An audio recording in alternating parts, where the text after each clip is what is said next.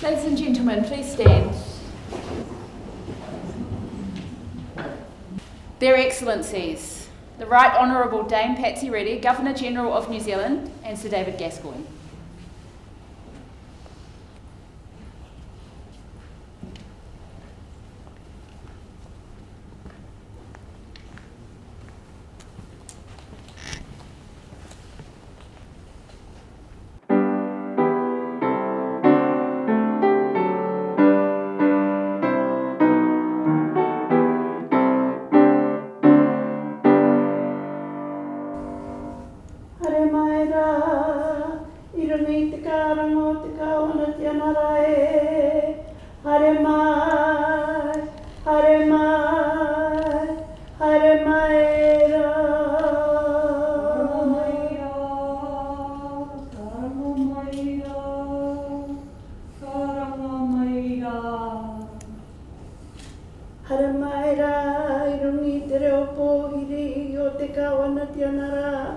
No mai koutou, hara mai, no mai rā. Tangi mai rā e, mā rātou e noho hui hui mai rā e, tangi mai rā. Tēnei te whāriki mahana mā koutou mai nei, no mai rā, haere mai, tauti mai. Kia tauihonga mana ki tanga ki runga ki tēnā o tātou. Kia whai kroria ki a koe i hoa o ngā mana. Tū auri, whā io, ki tonu te rangi me te whenui tau kroria nui. Matua, tama, wai rua tapu me ngānera pono me te māngai hei tautoko mai. Ai nei, ake nei, ai. Nau mai piki mai kake mai, haere mai rungi te reo karanga o te kaupapa o te rā. Haere mai rungi te reo karanga a tō tātou nei kāwana tianara ki tēnei rā whakanui i a koutou, tēnā koutou, a tēnā tātou katoa. I ngā mana, i ngā reo, i ngā iwi o ngā hoe whā. Tēnei aku mihi nui ki a koutou. Kia ora tātou katoa. No mai haere mai rā ki te whare kawana. I acknowledge our kuia, Mrs. Ranui Narimu, our kaumātua, Mr. Joe Harawera, tēnā kōrua. And I offer a very special welcome to today's honours recipients. Today we bring together 7 honours recipients along with their family and friends to recognise the contributions they've made to our country.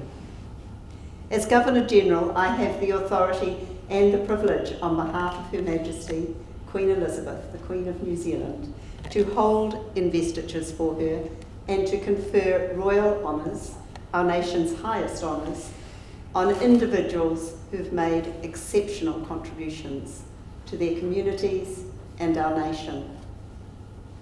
Hosting an investiture ceremony is one of the most important duties I perform as Governor-General, as it enables me to recognise and thank our recipients on behalf of all New Zealanders for helping to make Aotearoa New Zealand a better place to live.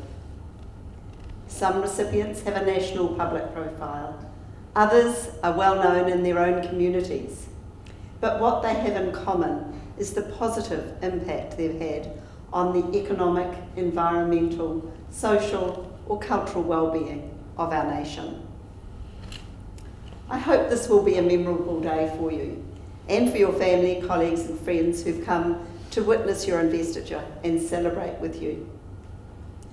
Ladies and gentlemen, as each recipient comes forward, I invite you to join me in congratulating and thanking them for their service to our country. Mr. Ward Kamo will now read citations for each recipient and invite them to come forward to receive their insignia. Your Excellency, to receive the insignia of a Companion of the New Zealand Order of Merit, the Honourable Lynn Stevens of Auckland for services to the judiciary and the community. The Honourable Lynn Stevens retired as a Court of Appeal judge in 2016.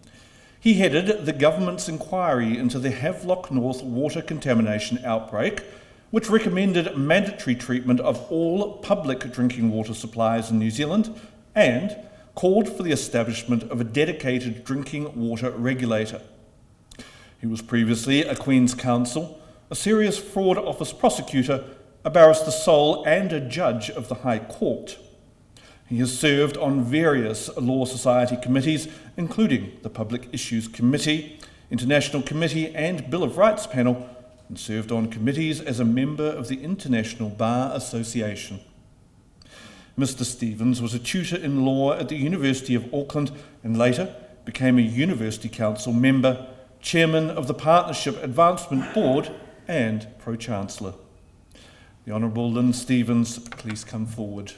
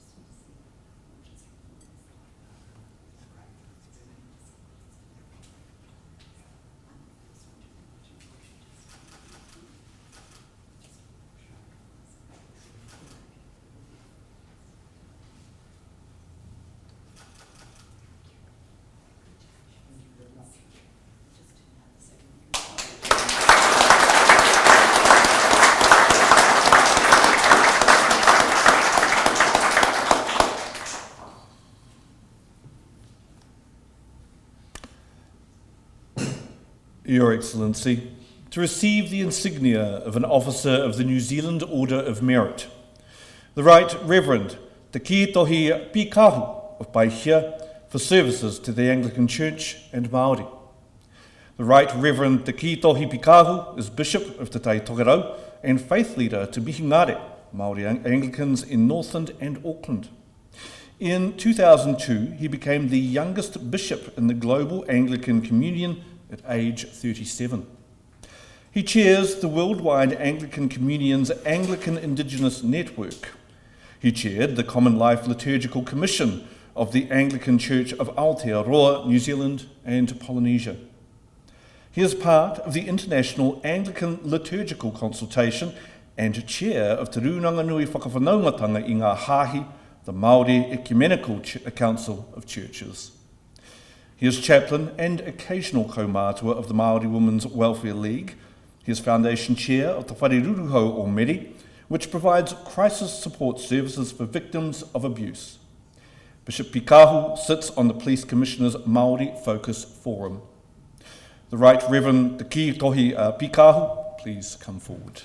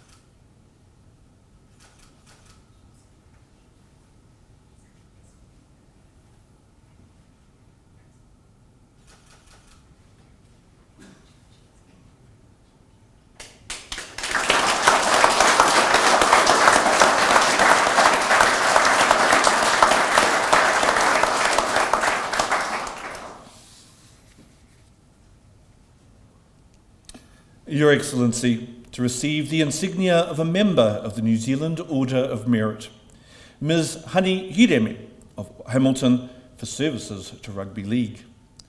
Hani Hireme was captain of the Kiwi Ferns.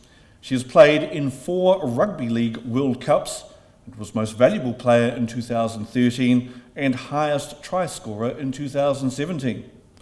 She was named New Zealand Rugby League's Women's Player of the Year 3 times. She has appeared in World Cups with the New Zealand Women's Rugby Union team and the National Rugby Sevens team. She has coached rugby union and league and represented Waikato in the Women's Provincial Championship. She was a community support manager at Life Unlimited Charitable Trust. Ms. Hireme is a Sky Sport presenter and a disability sport advisor with the Halberg Foundation. Hani Hireme, please come forward.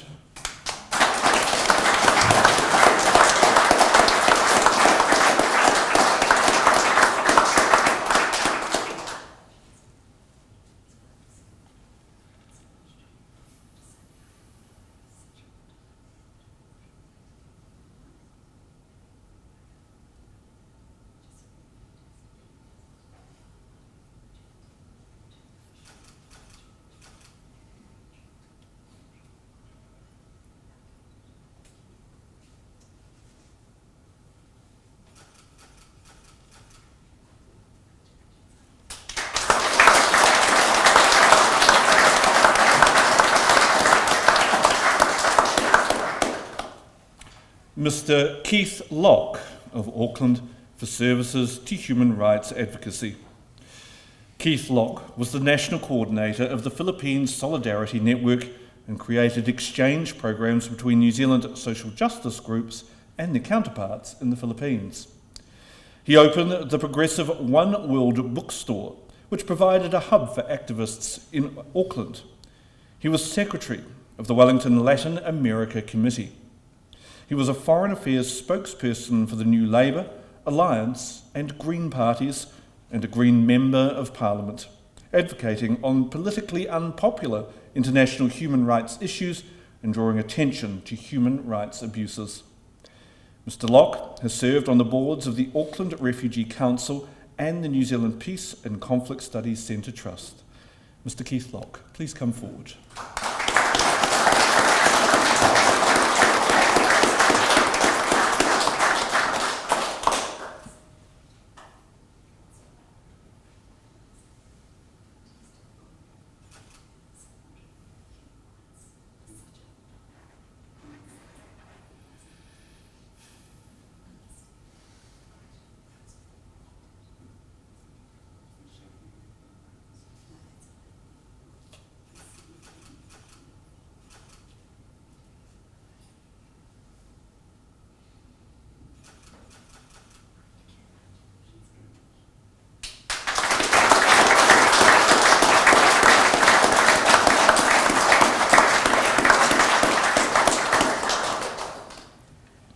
Mr. John McIntosh of Hamilton for services to people with disabilities. John McIntosh is a coordinator for the Support Providers Allied Network, SPAN Trust. He co-founded and was inaugural chair of Progress to Health, a charitable trust for mental health clients, and is a committee member of Age Friendly Hamilton. He volunteered for the Disabled Persons Assembly Waikato and served 12 years as president. He is a statutory committee member of the Waikato District Health Board. He was a senior manager at Life Unlimited Charitable Trust, a health and disability service provider, and has developed 4 disability resource centres. Mr. McIntosh is a mentor, coach and trainer, leading a team who teach on disability awareness, accessibility matters and universal design. Mr. John McIntosh, please come forward.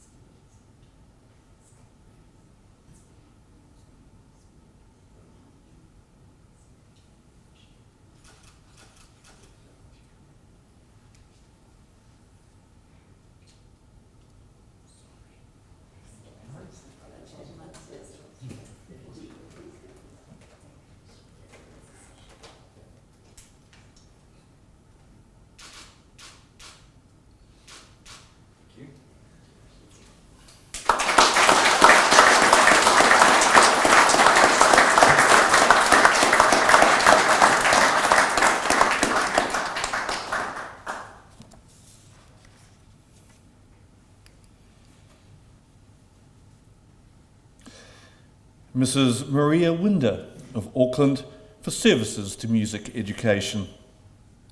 Maria Winder was a founding trustee and is chair of the New Zealand Ukulele Trust. She develops the annual Kiwi Lele songbook, a collection of Māori and Pasifika songs that she arranges, records, produces and distributes to primary schools.